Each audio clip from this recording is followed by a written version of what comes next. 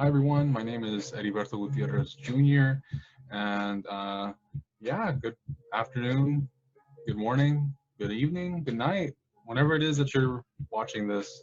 Um, Hello, greetings, and I hope you're doing well. I'm going to go ahead and present my PowerPoint presentation with you all. It's titled Death and Friendship, Charlotte's Web and its Journey Through Both. So in a poll of librarians, teachers, publishers, and authors, the trade magazine Publishers Weekly asks for a list of the best children's books ever published in the United States. Hands down, the number one book was E.B. White's Charlotte's Web. This is really telling of the story. It's synonymous with classrooms. I know I read it a few times when I was growing up, and I'm sure it's a similar situation for most of you. But it's a 184-page, 22-chapter young adult novel. And it takes place in farm country, most likely Maine, as it is where E.B. White's own barn, which inspired the tale, is located. Yeah, some other details about it is that it was published on October 15th, 1962 by HarperCollins Publishing House, formerly known as Harper and Collins Brothers Publishing House. It has had two major film adaptations. The 1973 animated classic produced by Hanna-Barbera. Whenever our teachers would play movies, chances are this will be one of them, in elementary school at least. And it also had a 2006 adaptation starring Dakota Fanning as Fern and Julia Roberts voicing Charlotte. And yeah, it continues being a mainstay in the collective consciousness because of its honesty when dealing with difficult topics like death and abandonment. Here we have a picture of E.B. White. He's passed away in 1985. And the cover of the book, which is all too familiar. Here's a very brief summary. Charlotte's Web is a tale of a pig named Wilbur and his journey through life as a farm pig. He constantly faces the possibility of death, and as such develops a deep-seated fear of it. Over the course of the story, he develops a friendship with a spider named Charlotte, a Kavarica, that not only helps him overcome death on numerous occasions, but through her own death helps Wilbur overcome his fear of it as well. She also helps him overcome so much more. He deals with abandonment, with isolation, and she really does come to him like a fairy godmother character of sorts. She helps solve lots of his issues, and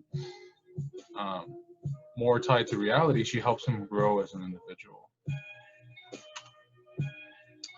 The first scene that I'd like to share is actually the opening of the book. The first obstacle Wilbur faces is presented immediately after birth because of his diminutive size. He is the run of the litter. Normally in nature, runts die naturally. They can't feed from their mothers effectively. They get trampled on by their siblings. So Mr. Arable, Fern's father, decides to kill him with an axe, essentially putting him out of his misery more than anything else. But Fern, in an act of rebellion, she sort of just says, no, that's not fair. It's not his fault that he was born small, and essentially saves him from being killed. It's because of this that Wilbur imprints onto her. And this is only made easier because of how she treats him. In that second picture, you can see that she's doting on him like a baby. Although this is later found out more akin to treating him like a toy than it is treating him like a child. Because unlike a child, she gets over Wilbur, much like we get over toys. The second scene that I'd like to share with you all is the introduction of Charlotte. So just some context: despite being saved by Fern, Wilbur's life is one closely tied to death. Uh, though temporarily treated like a pet, or like I said, a toy, his station in life is that of livestock, and it is because of this truth that he ends up returning to that designation upon leaving the arable farm. He doesn't do it willingly; he does it because it's his nature, it's his station in life. Um, but yeah, the first couple of days that he moves to his new home, which is Homer Zuckerman's farm, Fern's uncle, he experiences severe loneliness, isolation. No one wants to be his friend. He's just having a miserable time. So in his woe, Charlotte overhears him and introduces herself and decides to befriend Wilbur. Um, Not long after that, it's revealed that Mr. Zuckerman, again, is returning Wilbur to his station in life, that of livestock. He plans on killing him, butchering him, maybe even eating him, and put it past him.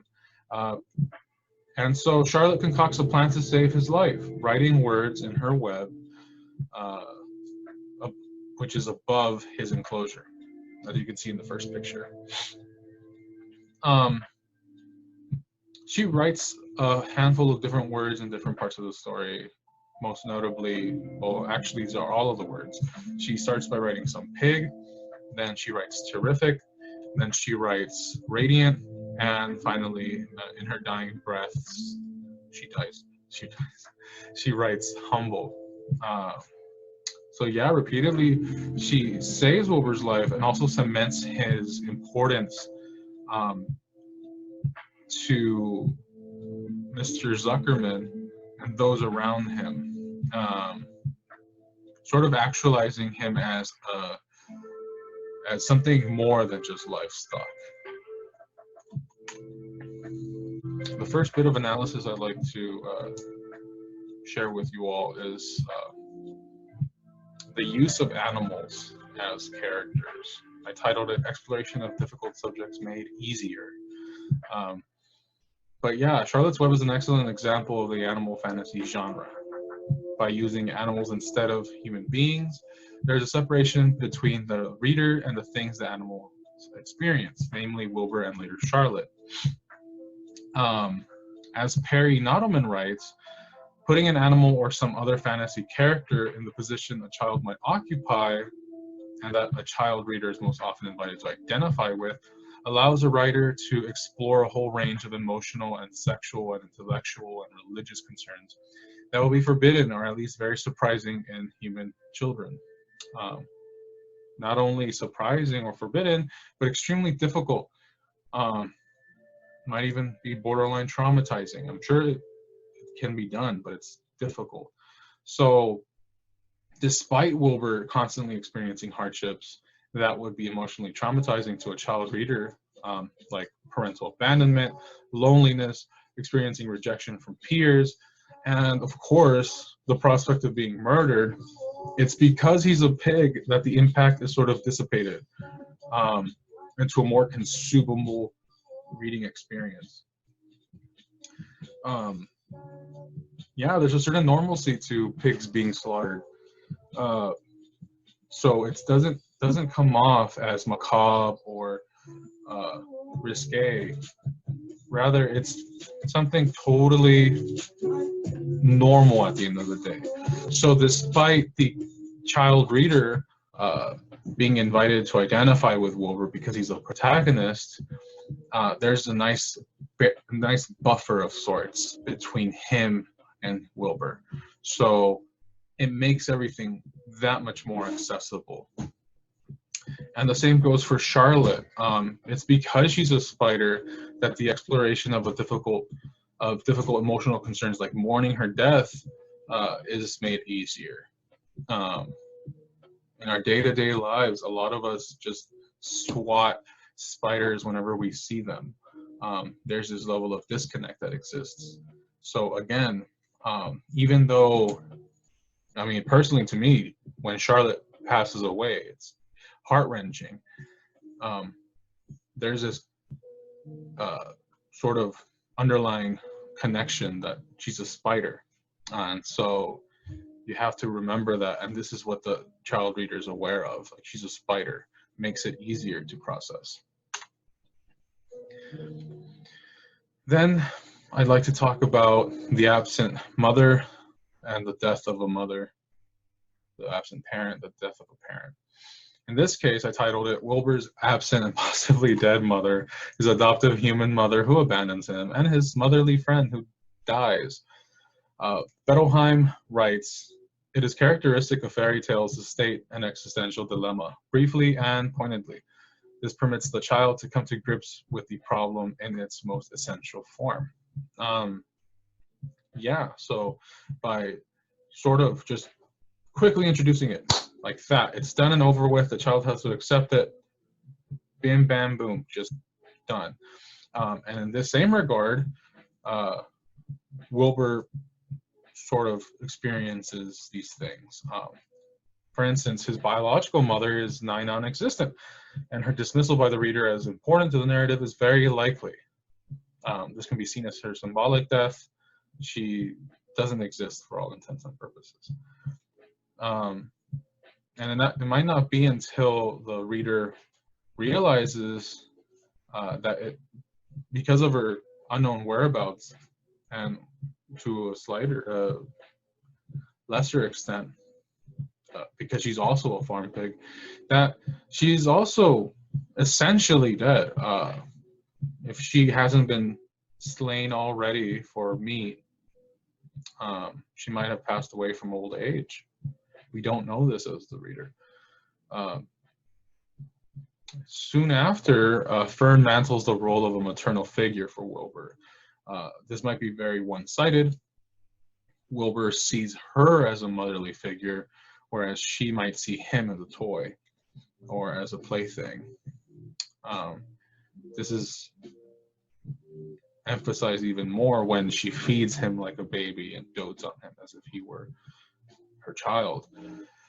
This initiates the Oedipal complex in Wilbur toward Fern, and it's one that is progressively done away with by Fern's gradual distancing of him. All because she was growing up and was careful to avoid childish things like sitting on a milk stool near a pig pen. This is, I want to say, the second to last page, and it's pretty clear here that she abandons him in the long run, and she abandons him throughout the story. So the abandonment is there. No longer having the protection and security that either his biological or adoptive mother can provide, Wilbur is left to experience utter despair. This is until Charlotte is taken into consideration and their relationship unfolds. Her eventual death then allows the reader to, rather than briefly and pointedly comes to grip with death, instead it allows the reader to fully grasp the seriousness and the nature of death, because Charlotte's relationship is so fleshed out with Wilbur. It's more significant. It's closer to an actual death of a parent than even his hypothetical biological mother, or the abandonment that he feels from Fern. And despite Charlotte dying, there is a happily ever after. But let's dive into this a little bit. Once the relationship between Wilbur and Charlotte is fully understood, namely their respective life cycles in relation to each other, then it becomes quickly apparent that the prospects of a traditional happily ever after for Wilbur are close to impossible. Wilbur's life expectancy as a run-of-the-mill pig is upwards of 25 years. And Charlotte, being a run-of-the-mill barn spider, is roughly 1 year. So in the traditional happily ever after, where a pair walk towards the sunset and we are given that promise of happiness, it's nigh impossible. It's not something that Wilbur can received traditionally. So the story circumvents this by opting for something completely different instead. Because again, as Bettelheim points out, perhaps the greatest consolation to the child by fairy tales, however, is not the promise that justice will be done, but that the promise that he or she will never be deserted. So that's the aspect that we focus on, the desertion. Wilbur is in fact not deserted, even if he is left alone after Charlotte's death, because Charlotte, upon dying, imparts her offspring to him. And it's through her offspring that she ensures his continued comfort, security, and happiness even after her death.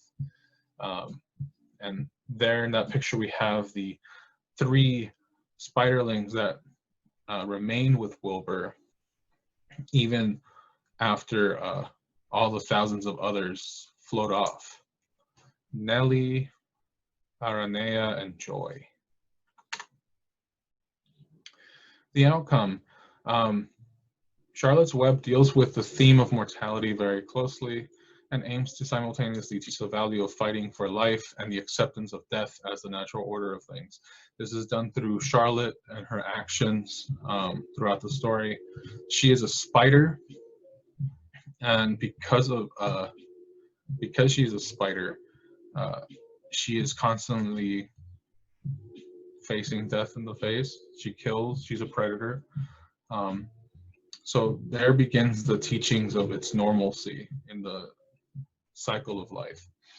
And whereas Wilbur all but gave up once he found out that he was going to be butchered, Charlotte decides to fight for life by producing words into her web.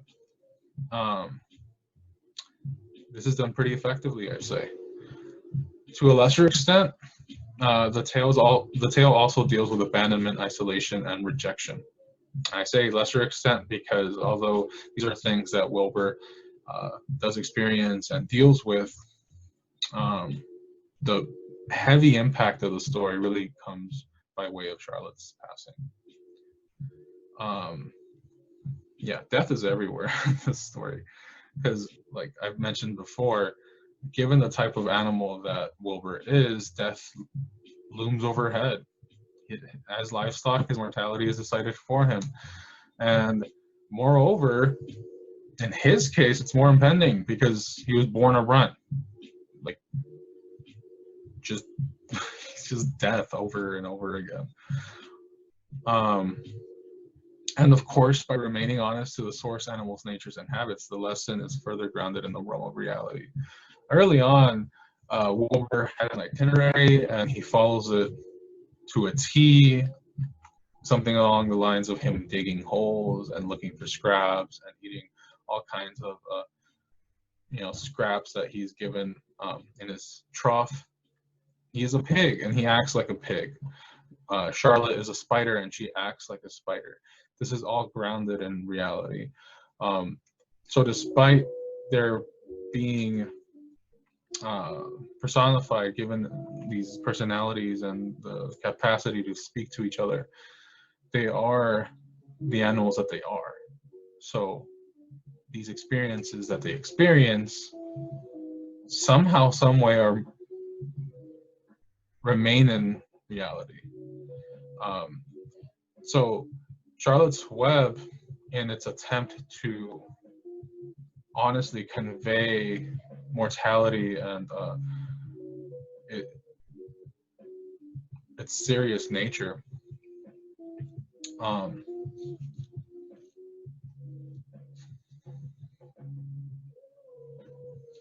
sorry.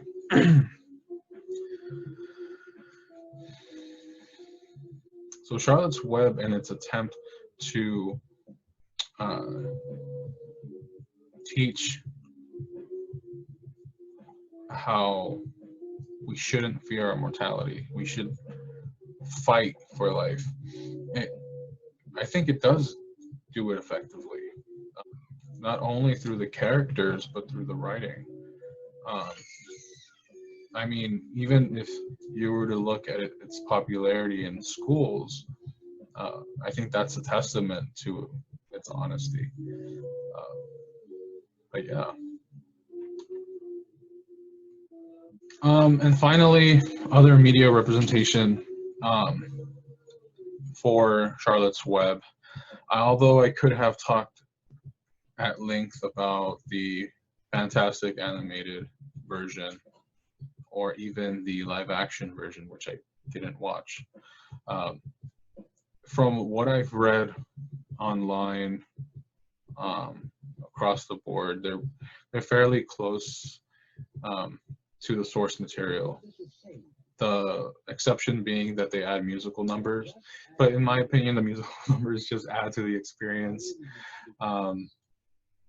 So I looked around and I wasn't even aware that there's a Charlotte's Web 2, Wilbur's Great Adventure. It's not great, to say the least. It was direct to video. It sort of just capitalizes on the nostalgia that we all felt for the original source material. Quick cash grab, I would say. Clearly some effort was put into it, but even something as simple as Wilbur's design was changed dramatically, so he doesn't even look like the original Hanna-Barbera Wilbur. He looks like an entirely different pig. The focus is sort of all over the place because the trio of Spiderlings, Nellie, Aranea, and Joy, they return, but they don't share the spotlight with Wilbur so much as Cardigan, the black sheep, which is sort of a replacement to Wilbur in that the themes of rejection and isolation that Wilbur once experienced with the other farm animals is something that he's experiencing because he's a black sheep. He's not accepted by the white sheep. Kind of raises some eyebrows there. And whereas the original Charlotte's Web doesn't have a physical, tangible antagonist, rather the antagonist is the idea of death being around the corner for Wilbur, him being butchered for being just a pig. In this story, there is an antagonist. It's a fox named Farley, and as you can tell, I'm not very enthusiastic about him because it sort of reduces the story into nothing more than just a Saturday morning cartoon where there's a bad guy and he gets beat at the end of the day. He kidnaps some hens, then he kidnaps Cardigan, and Wilbur has to save both. Wilbur has a case of mistaken identity, and they think he's a wild boar because he's dirty. He gets caught up in some bushes, and twigs get stuck on him, and he just looks like a wild boar, I guess. So they're out to get him. He's no longer welcome in the farm.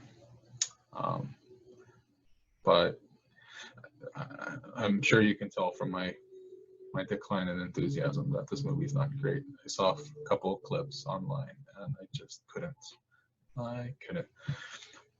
But that concludes my presentation. I hope you enjoyed it. Happy end of the semester, everyone. I hope you're all doing well. This is an online class and we haven't had the opportunity to meet in person, but to some extent I do feel like I've met some of you when I read your posts, and I just want to say thank you for the opportunity. And yeah, have a good one.